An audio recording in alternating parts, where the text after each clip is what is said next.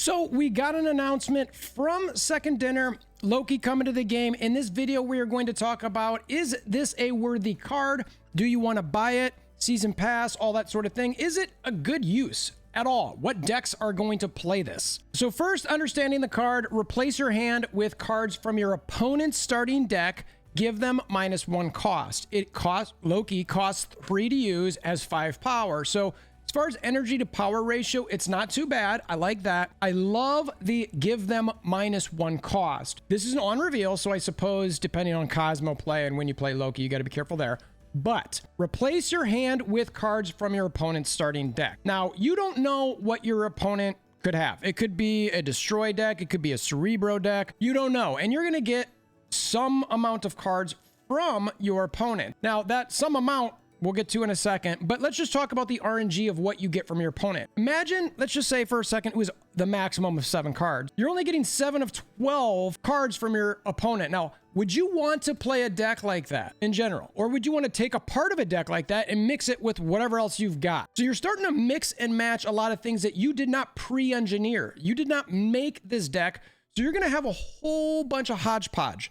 Just crazy hodgepodgeness that you might or might not want. So now that's it if you have 7 cards. Now, what we learned from the video, I'm going to slow play this a little bit and pause it while we're doing it. This is from the, so you can see in the hand right now, I want you to pay attention. They've got Thor, Enchantress, Ravonna Renslayer, Shuri, and Arrow. So they've got 5 cards. All right. So they play Loki, 5 cards in hand. Loki does his cool animation, which I do enjoy.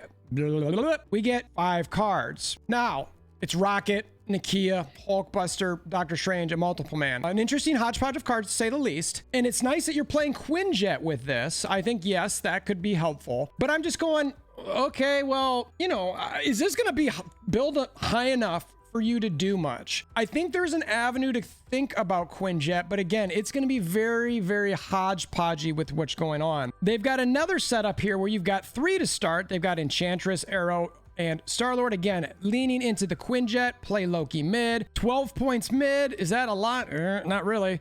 What happens now? You get 3 again. So it's Vision and the Infinite, and you've got Sunspot. All good cards, and it's awesome to see those. Wow, Infinite for 4 costs. That's great, you know, because you've got Quinjet and Loki. Vision for 3. That's good. So I could see some avenue to play here, but it just feels very junky.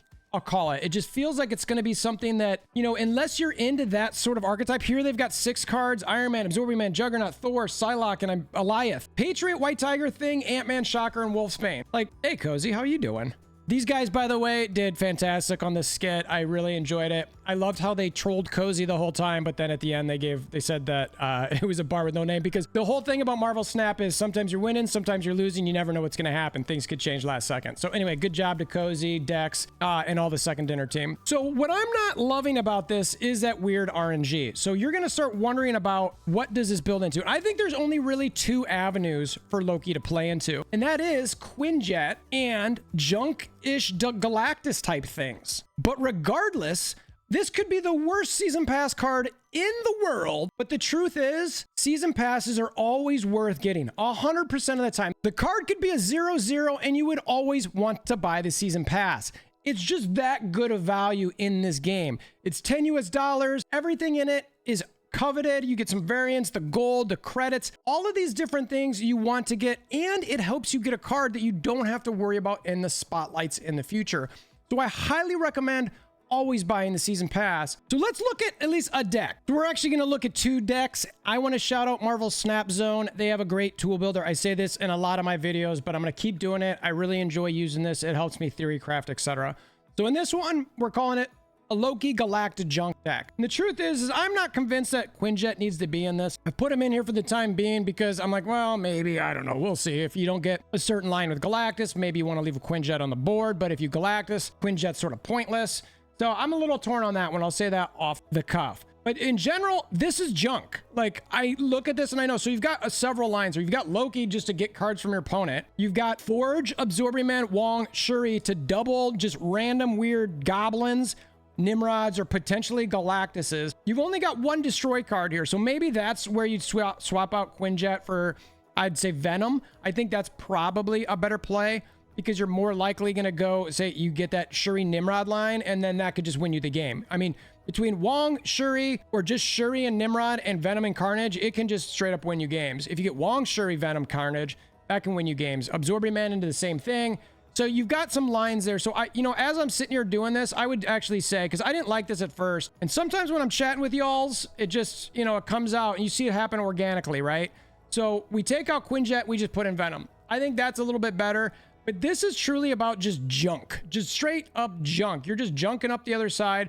Remember that if you Shuri your Hobgoblin or Green Goblin, you can't Galactus on that lane. But you know what? Who cares? Maybe you like that. That's fine. It's not a big deal. But I think all of this in general, it's just like, I'm trying to throw things to my opponent. You're putting Black Widow in their hands so they can't draw more stuff. Okay, some of this might feel good, but it's just, like I said, it's generally junky. Anything you think that's junky, okay, you maybe lean into Ronin with this. There's a bunch of different avenues, but I wanted to go with one with Galactus where someone might just be totally thrown off board. They're like, oh, they're Lokining. So it's a lot of junk in there. And then all of a sudden you throw a Galactus on a lane they weren't expecting that you also forged into. So it's a little bit stronger. Okay, that's not a bad play. Then I've got the start of a Collector type deck with Quinjet. So this is my Loki Jet. I like the fact that you want to maybe get Collector out there before Loki. That could add to Collector. You've got your Collector type cards between Maria Hill, Agent Coulson, your Agent 13, Moon Girl, and then on top of that you've got your Devil Dino. So maybe you're playing into that line. Loki's not necessarily about getting your opponent's cards, it's about building up Collector. I could see that. I put America Chavez in here for now to thin it out. I put Mobius. Yes, I put Mobius in early, so you're gonna have to replace that one as well until you potentially get him. But I wanted to put Mobius in here because I think Mobius is gonna be almost a must-have in every single deck across the board. I fully expect him to be everywhere and eventually get nerfed. He's just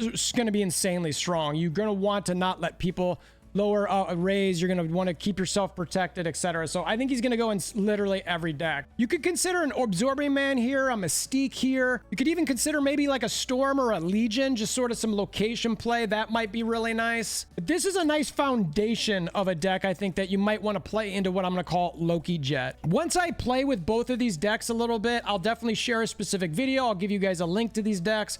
But I'd love to hear from you what decks you think with Loki are going to be good. How do you feel about Loki? Again, I'm not 100% sure who's really going to lean into the Loki besides those Goblin type players. I think legit gameplay, besides just, not that Junk's not legitimate, but I think like a real focused deck that's trying to do anything besides just Junk, I think it's probably along these lines where you're looking to help the Collector Devil Dino acquisition type thing. You know, and another card might be good in here is Armor to protect your Quinjet, or maybe Cosmo. And that's what I think I would put in here. Again, just thinking on the fly here. You get what you get, and it's like, okay, maybe you want those to protect your Quinjet, to protect your Devil Dino from getting shanged. Some of those type of things, your Cosmo, so that your Quinjet doesn't get necessarily Enchantress, but maybe Armor's a little bit better there. That's up to you, but that's probably how I'd round that out. I think this one's actually not bad. Am I crazy? Let me know what you guys think. I'd love to hear from you. Like I said earlier, I'm not super high on Loki now. I wasn't before. And then once I saw the video gameplay where it was like, yeah, you only get the amount of cards that you already had in hand. So even something like this where it's like, well, you got to play Collector first and then do Loki.